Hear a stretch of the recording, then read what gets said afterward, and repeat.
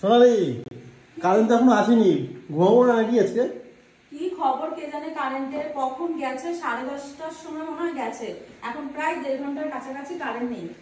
তো এদিকে তো ঘর পুরো অন্ধকার, বাইরে অন্ধকার, যা পরিমাণে গরম তো পড়েছে। দেখতে পাচ্ছি আমাদের ঘর পুরো অন্ধকার হয়েছে। আর দেখাচ্ছি তোমাদেরকে, এত বোর্ডে লাইট জ্বলছে, ভাবছি হয়তো কারেন্ট আছে, কিন্তু না, কিন্তু না, এটা ইনভার্টার জ্বলছে। ইনভার্টার দেখো, এটা দেখাচ্ছি তোমাদেরকে, এই দেখো বোর্ডে কোনো কারেন্ট নেই, দেখতেই পাচ্ছ।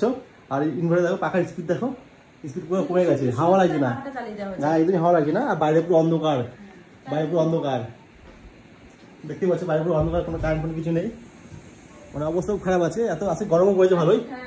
ভালোই কি, প্রচুর গরম। হ্যাঁ, গরমে আমরা স্নান করে নিচ্ছি। তোমাদের এখানে কালে কালে কারেন্ট আছে, কারেন্ট নেই, এটা জানি তোমাদের কমেন্টে। ভাই রাত দুপুরে কারেন্ট গেলে খুব কষ্ট। তা কি করবো, বসে থাকি একটু। আজকে জেগে থাকতে হবে সারা। হ্যাঁ, গরমে এই লাইটটা অফ করে দিলাম। হ্যাঁ, পরে চলো বারান্দায় বসে আসো। পাখাটা অফ হয়ে গেলে সিদ্ধ ঘুমাতে পারবে না, বন্ধ করে দিলাম।